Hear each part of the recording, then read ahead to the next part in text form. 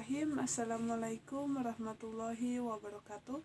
Saya Neneng Kartini dari kelas akuntansi C1 akan mereview tentang sistem pengendalian internal.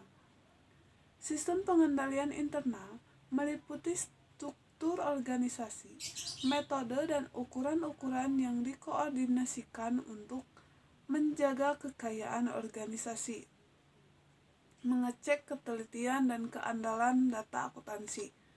Tujuan dari sistem pengendalian internal yaitu menjaga kekayaan organisasi, mengecek ketelitian dan keandalan data akuntansi. Yang ketiga, mendorong efisiensi, dan yang keempat, mendorong dipatuhinya kebijakan manajemen. Definisi sistem pengendalian internal menurut tujuannya. Sistem pengendalian internal dibagi menjadi dua, pengendalian internal akuntansi dan pengendalian internal administratif. Tujuan pokok sistem pengendalian internal yaitu menjaga kekayaan organisasi, mengecek ketelitian dan kendala data akuntansi, yaitu tujuan pengendalian internal akuntansi. Dan tujuan pengendalian administratif yaitu mendorong efisiensi dan mendorong dipatuhinya kebijakan manajemen.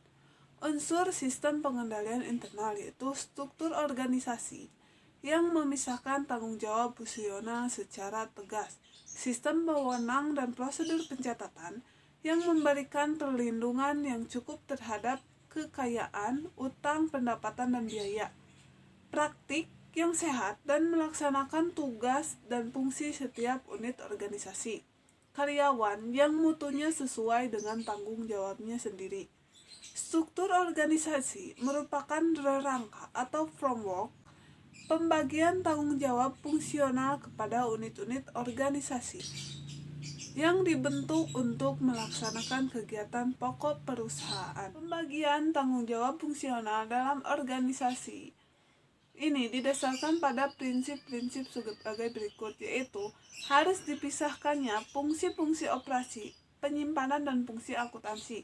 Fungsi operasi adalah fungsi yang memiliki wewenang untuk melaksanakan sesuatu kegiatan, misalnya pembelian, dan fungsi penyimpanan adalah fungsi yang memiliki wewenang untuk mencatat peristiwa keuangan perusahaan. Suatu fungsi tidak boleh diberi tanggung jawab penuh untuk melaksanakan tahap untuk transaksi. Dan cara-cara umum ditempuh oleh perusahaan dalam menciptakan praktik yang sehat adalah: yang pertama, penggunaan formulir bernomor urut tercetak yang pemakaiannya harus dipertanggungjawabkan oleh yang berwenang. Yang kedua, pemeriksaan mendadak atau surprise audit. Setiap transaksi tidak boleh dilaksanakan dari awal sampai akhir oleh satu orang atau satu unit organisasi tanpa ada campur tangan dari orang atau unit organisasi lain. Perputaran jabatan, keharusan pengambilan cuti karyawan yang berhak. Secara periodik diadakan pencatatan fisik kekayaan dengan catatannya. Dan yang terakhir, membentuk unit organisasi yang bertugas untuk mengecek efektivitas unsur-unsur sistem pengendalian internal yang lain.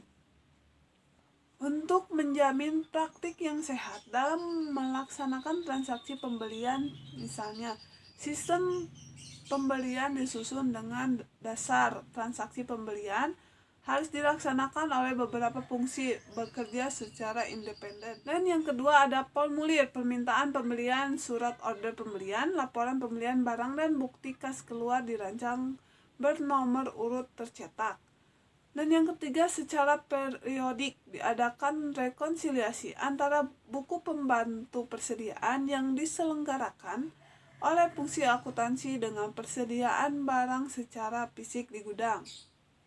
Di antara 4 unsur pokok pengendalian internal, unsur mutu karyawan merupakan sistem pengendalian internal yang paling penting karena untuk mendapatkan karyawan yang kompeten dan dapat dipercaya. Dan juga ada lingkungan pengendalian yaitu control environment. Lingkungan pengendalian memiliki 4 unsur yaitu filosofi, dan gaya operasi. Yang kedua, berfungsinya Dewan Komite dan Dewan Komisaris. Yang ketiga, metode pengendalian manajemen. Dan yang keempat, kesadaran pengendalian. Dan berbagai pendekatan untuk merancang pengendalian internal akuntansi secara garis besar. Pendekatan untuk merancang pengendalian internal akuntansi adalah bertitik tolak dari tujuan sistem menjaga kekayaan perusahaan dan mengecek ketelitian dan kendala informasi akuntansi. Rincian tujuan pengendalian internal akuntansi adalah menjaga kekayaan perusahaan, mengecek ketelitian dan kendala data akuntansi, pelaksanaan transaksi melalui sistem otorisasi yang telah ditetapkan, pencatatan transaksi yang terjadi dalam catatan akuntansi. Pengendalian internal akuntansi umum. Pengendalian umum dibagi dua. Yang pertama, pengendalian terhadap sistem dan program, dan pengendalian terhadap fasilitas pengolahan data. Dan yang kedua ada pengendalian aplikasi. Mempunyai tujuan yaitu menjamin bahwa semua transaksi yang terlistasi telah diproses saja secara lengkap. Dan yang kedua, menjamin bahwa data transaksi lengkap dan teliti. Menjamin bahwa pengolahan data transaksi benar dan sesuai dengan. Dan adapun pengendalian aplikasi yaitu dibagi menjadi dua, pengendalian preventif dan pengendalian detektif. Sekian dari saya. Wassalamualaikum warahmatullahi wabarakatuh.